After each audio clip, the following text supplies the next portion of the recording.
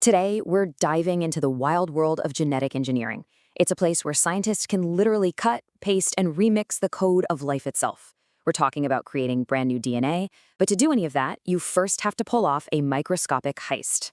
So I want you to picture this. Inside every single living cell is a vault.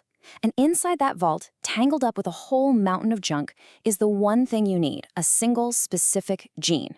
This is the first and honestly, the most critical challenge in all of genetic engineering. How in the world do you get that one tiny piece of DNA out, pure and totally intact? Now, there's a fancy name for this genetic cut and paste job. It's called recombinant DNA technology.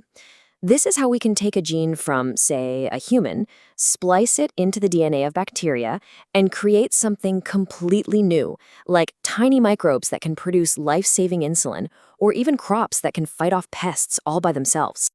And this right here is the end goal. This is what it's all about. We take our target DNA, the prize from our heist, and we slot it into a carrier molecule, which we call a vector.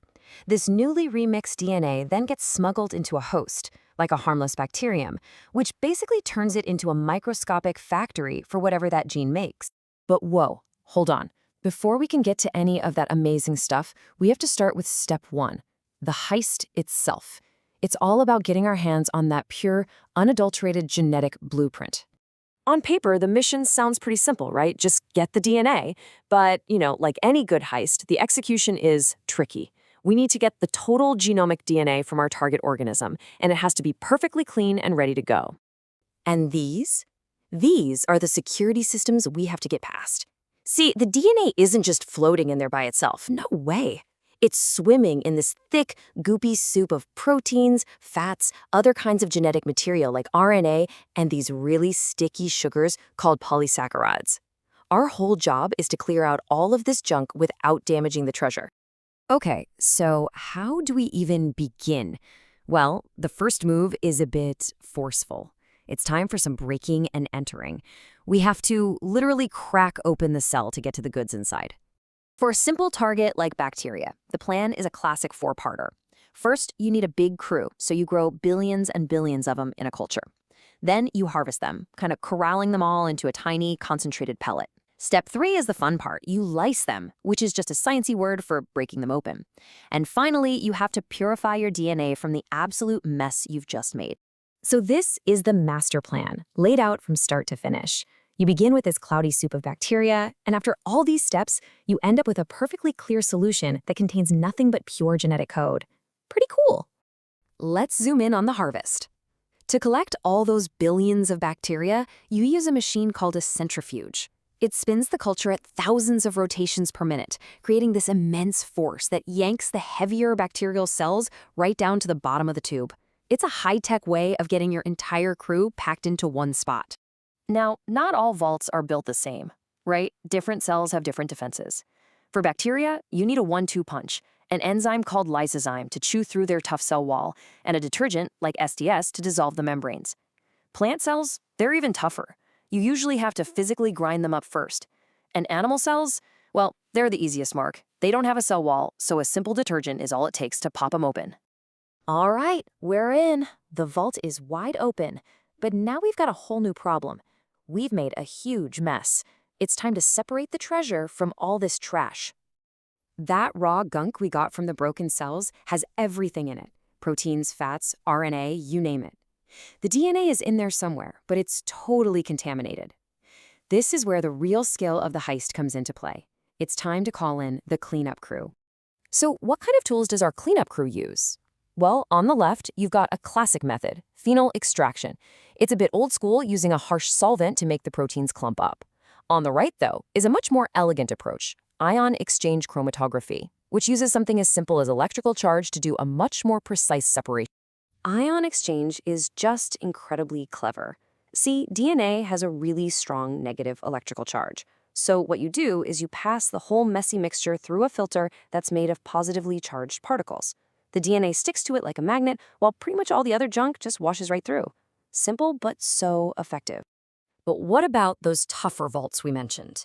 Plant cells? Man, they've got this extra layer of security. They are loaded with sticky carbohydrates and all sorts of other compounds that just love to get tangled up with the DNA. Your standard cleanup tools?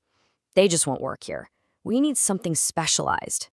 And that special tool is a detergent called CTAB. It's our secret weapon.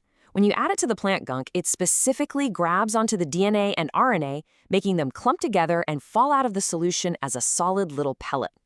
All those sticky carbs and other junk, they get left behind.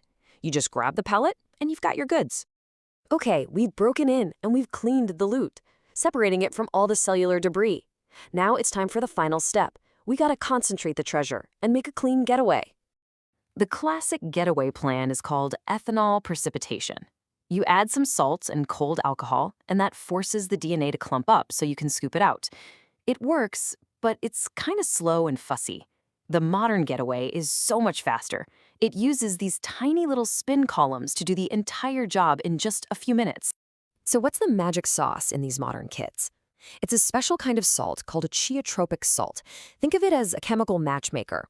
It messes with the water molecules that are clinging to the DNA, creating the absolute perfect conditions for the DNA to form a super strong bond with tiny silica particles inside those spin columns. And the real beauty of this modern system is its sheer simplicity. You just add your messy cell extract to the column, and boom, the DNA binds to the silica filter inside.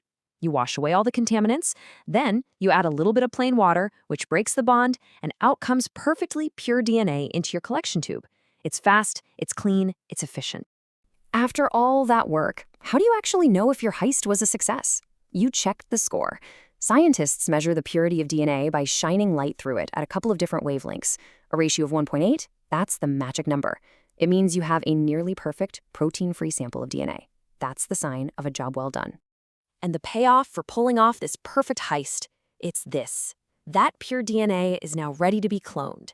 It gets inserted into bacteria that then multiply by the billions, creating these huge colonies where every single cell is a tiny factory, churning out valuable proteins or just making millions and millions of copies of our gene for the next experiment. So from a messy, chaotic cellular soup to a pure, elegant genetic blueprint, this whole process of isolation is the bedrock of modern biology. It gives us the raw material to edit life itself. So the really big question isn't about how we do it anymore. It's about what we choose to do with that incredible power. What story are we going to write in the language of DNA?